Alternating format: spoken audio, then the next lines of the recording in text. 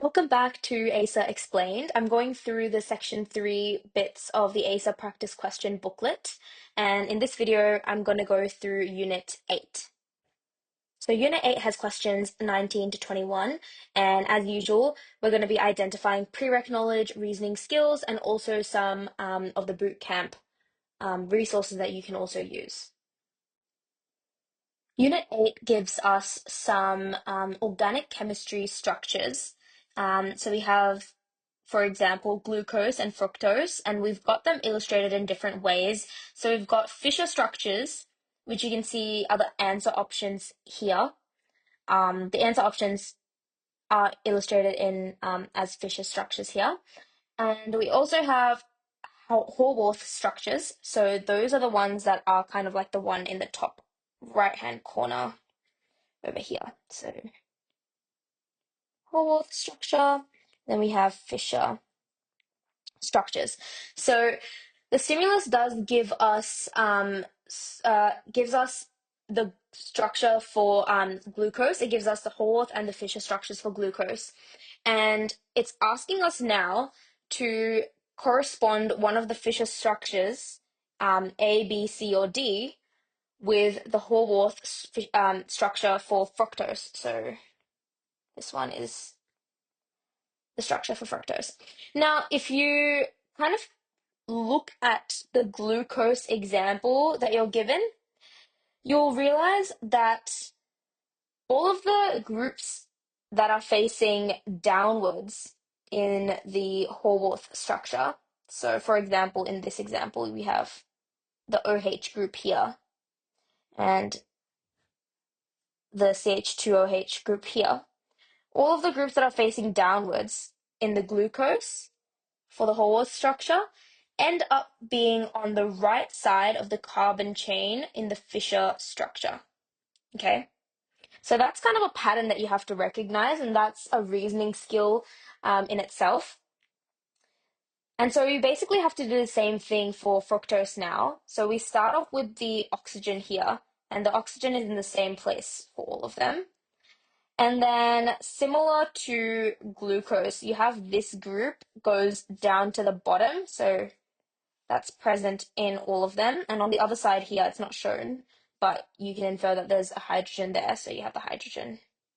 Well, this one does not have a hydrogen. This one has a hydrogen. This one has a hydrogen. So because this one doesn't have the hydrogen, you can already eliminate this option. And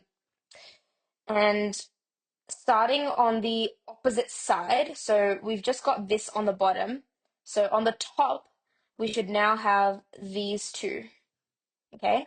So just looking at the glucose and comparing exactly how that structure is unfolding into the Fischer structure, we're doing the same thing with the fructose structure. So we should have CH2OH as well as an OH group at the top. So for D, that's not present, so we've already eliminated that. For A, B, and C though, we have those molecules, we just have them in a different order. So like I said before, the ones that are facing the bottom in the Horwath structure, which is this one here, should be facing the right of the carbon chain. So over here we have C and B that meet these requirements.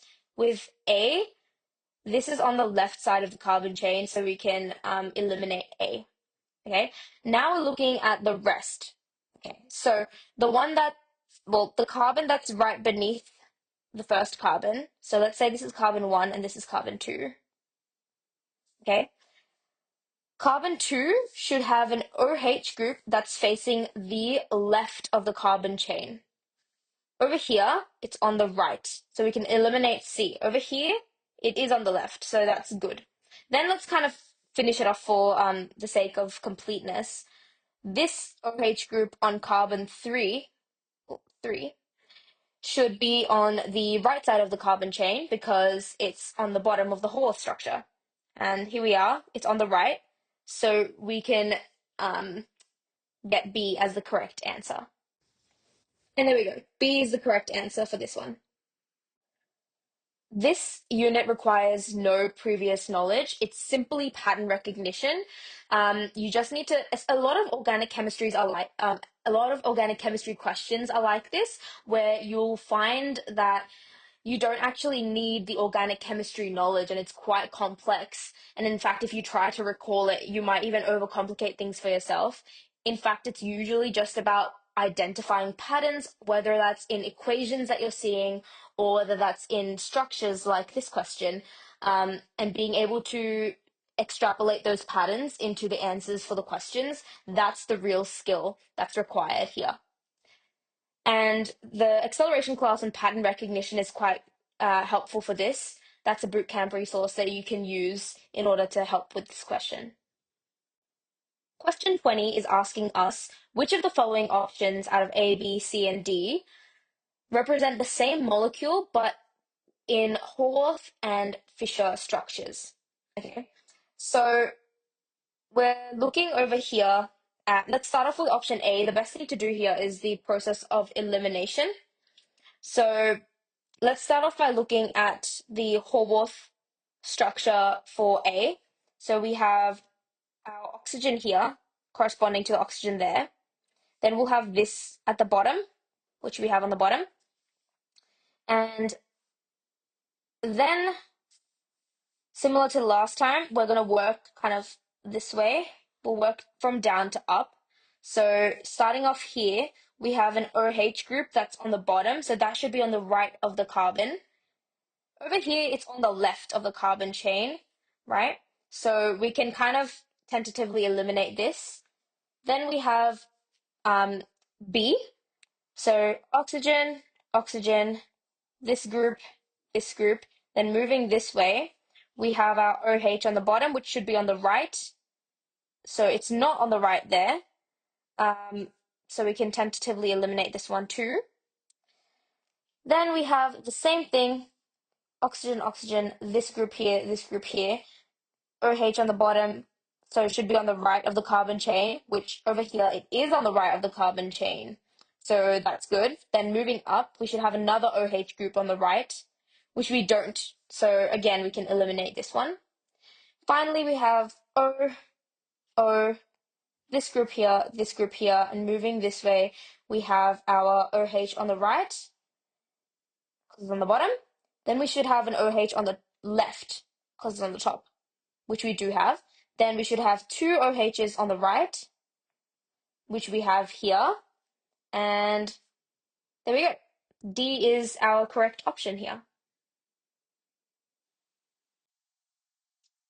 And there we have it. So D is the correct option. This one is the same as before, no previous knowledge required, and the main skill that's needed here is pattern recognition. So question 21, all it's asking is to compare figure 1 and figure 2. They've worded this question quite in a quite convoluted way. But if you read it, you'll recognize that by the second paragraph, it's basically just asking you to compare the representation of glucose in terms of the Haworth representation and the Fischer representation. And what it's basically asking is that in the Haworth representation, the molecules that are kind of in the uppermost aspect, so these three here, will they be on the left side of the Fischer structure? So this one's the Fischer one. Or will they be on the right side? And will they be going from top to bottom? Or will they be going from bottom to top? If you're looking at it in a clockwise direction. So clockwise would be this way, right? So if you look at the Fischer representation, you can already see that going in a clockwise direction, your OH group is on the left. Then over here, you have a H group that you can't see. You also have a H group here, but it should be OH, then H going down, then OH again, then H again. So going top to bottom, and you're on the left side. And so your answer will be A. Yep, so on the left side, reading down the page. And it can seem a lot more difficult than it is, the question itself, but that's where, again, your pattern recognition skills come in, and also kind of your ability to extract the most important information that you need to answer the question. So this one's the same as before, no previous knowledge needed. The reasoning skills used is pattern recognition and also extracting the important information.